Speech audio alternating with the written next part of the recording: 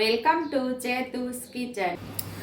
આજે આપણે બનાવશું કાચા બીની ચટપટી એટલે કે સિંગના દાણાની ચટપટી બનાવવાના છે। તો 2 કલાકથી આપણે માંડવીના દાણા પલાળી દીધા હતા, મસ્ત એવા પલળી ગયા છે અને 1 ગ્લાસ પાણી કુકરની અંદર ઉમેરી અને આપણે બાફી લેવાના છે। 2 સીટી લઈ લેશું આપણે।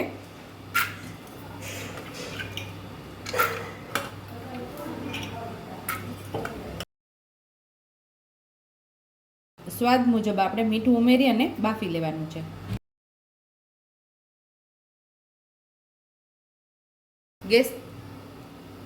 ગેસ ચાલુ કરી અને આપણે કુકર રાખી દીધું છે અને 2 સીટી લઈ લેવાની છે। ચટપટી માટે આપણે કાકડીને પણ ઝીણી ઝીણી સુધારી લીધી છે અને હવે આપણે ટમેટું પણ સેમ એ જ રીતે સુધારી લેવાનું છે।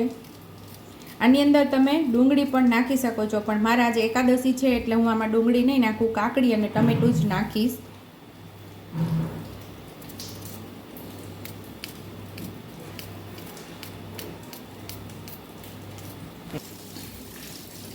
ટમેટાને પણ સેમ એ જ રીતે એકદમ નાનું નાનું ઝીણી ઝીણી કચી આપણે કરી લઈશું।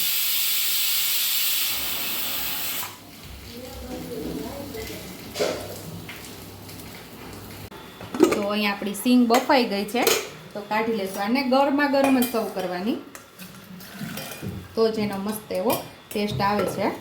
અને સાઈડ ઉપર રાખી દઈએ આપણે કાકડી અને ટમેટાના ભાગનું અહીંયા થોડું મીઠું ઉમેરશું આપણે।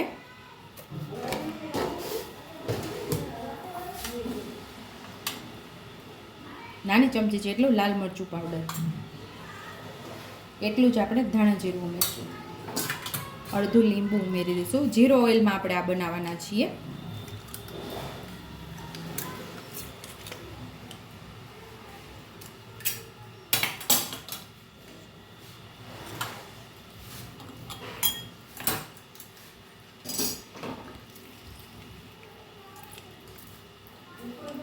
તો અહીંયા આપણે નાના લીંબુનો ઉપયોગ કર્યો છે, એમાં રસ થોડો ઓછો છે એટલે આખું લીંબુ ઉમેરી દીધું છે। તમારી પાસે રસદાર મોટું લીંબુ હોય તો અડધું લીંબુ ઉમેરી શકો છો। તો અહીંયા મસાલામાં આપણે મિક્સ કરી લીધું છે લીંબુ। અહીંયા આપણે માંડવીની સિંગ જે બાફેલી ઉમેરી દેવાની છે।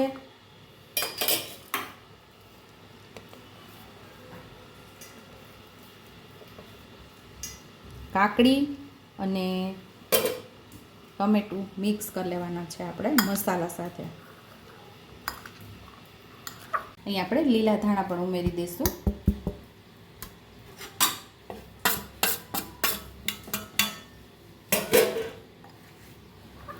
તે પણ સરસ ચાટ સાથે મિક્સ કરી લઈશું।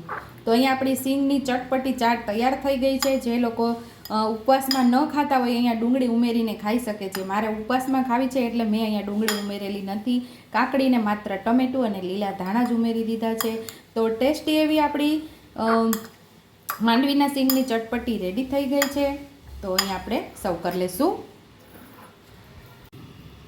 તો ટેસ્ટી એવી આપણી માંડવીના બીની એટલે કે સિંગની ચટપટી તૈયાર છે। જો તમને મારી રેસીપી પસંદ આવી હોય તો મારી રેસીપીને લાઇક કરજો, શેર કરજો, સબસ્ક્રાઈબ કરજો, બેલ આઇકોનને દબાવતા ભૂલતા નહીં અને કમેન્ટ બોક્સમાં કમેન્ટ કરજો કે મારી રેસીપી કેવી લાગી।